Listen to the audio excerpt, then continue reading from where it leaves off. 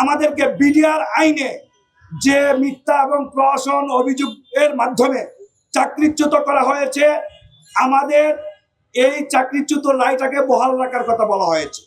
যে যদি বহালই থাকে তাহলে পুনঃ তদন্ত কি নিয়ে হচ্ছে? শেখ হাসিনার সরকার যদি অবৈধ হয়ে থাকে, বাংলাদেশ থেকে যদি হাজার হাজার মামলা প্রত্যাহার হয়, তাহলে বিডিআর আইনে আমাদেরকে যে সাজা দেওয়া হয়েছে সেটাও প্রত্যাহার করতে হবে। যারা আজকের এই নতুন বাংলাদেশ আমাদের সামনে এনে দিয়েছে, যাদের জন্য আজকে আমরা মুক্তভাবে কথা বলতে পারছি, তাদের প্রতি গভীর শ্রদ্ধার সাথে তাদেরকে আমি স্মরণ করছি। আমি আরো গভীর শ্রদ্ধার সাথে স্মরণ করছি জেলখানার পরিকল্পিত হত্যাকাণ্ডে শহীদ 57 জন সেনা অফিসার সহ যে মুহূর্তে 74 জন শহীদ হয়েছেন, তাদের রুহের আত্মার মাগফিরাত কামনা করি এবং আল্লাহ পাকের কাছে আমাদের এই সংগঠনের তরফ থেকে প্রার্থনা করি আল্লাহ যেন তাদেরকে জান্নাতুল ফেরদৌস নসিব করেন। জেলখানার পরিকল্পিত হত্যাকাণ্ডের পরে আমাদের এই সংগঠনের পক্ষ থেকে আমরা দীর্ঘদিন ধরে আন্দোলন সংগ্রাম শান্তিপূর্ণভাবে পরিচালনা করে আসছি।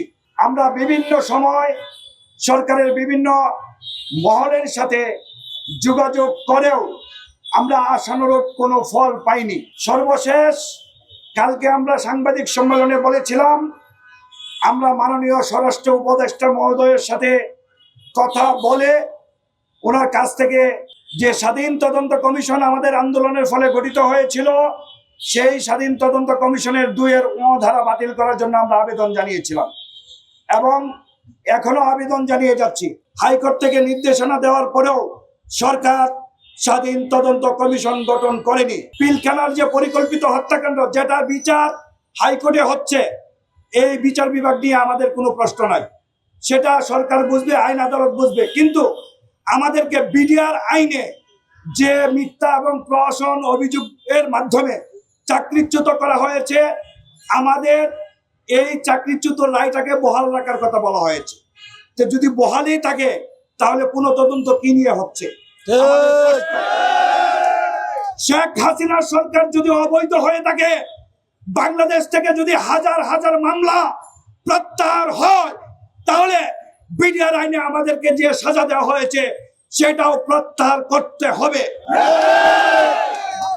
এইখানে 2-এর ধারা বাতিল করে এই তদন্ত কমিটির সুপারিশের ভিত্তিতে আমাদের এই বিচারটা প্রত্যাহার করে সুষ্ঠু নিরপেক্ষ বিচারের মাধ্যমে আমরা যদি দোষী হয়ে থাকি আমাদেরকে বিচার করা হোক।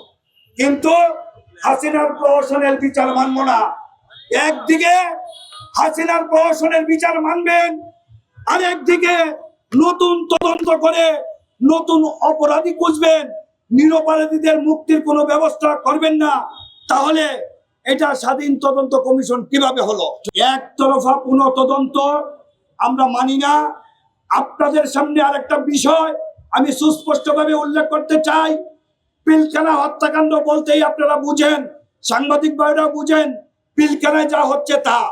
26 তারিখের পরে ঢাকার বাইরে এবং ঢাকাতে সরকার আমাদের নামে একটা মামলা করে, যেটা হইল রাষ্ট্রদ্রোহ মামলা। সেই রাষ্ট্রদ্রোহ মামলা দিয়ে আমাদেরকে জেলে প্রেরণ করা হয়। পরবর্তী সময়ে সরকার এই রাষ্ট্রদ্রোহ মামলা প্রমাণ করতে না পেরে রাষ্ট্রদ্রোহ মামলা প্রত্যাহার করে নেয়। একজন রাষ্ট্র কি নাগরিকের বিরুদ্ধে মিথ্যা মামলা করতে পারে? আমাদেরকে কেন রাষ্ট্রদ্রোহ মামলা দেওয়া হয়েছিল সেটার বিচার চাই। যারা আমাদের নামে রাষ্ট্রদ্রোহ মামলা দিয়েছিল তাদের পুনরায় বিচারের আওতায় আনতে হবে। আমরা রাষ্ট্রদ্রোহ ছিলাম না, আমরা বিডিআর বিদ্রোহ করি নাই, আমরা কমান্ড ফেলিওরের জন্য পরিস্থিতির শিকার হয়েছিলাম মাত্র।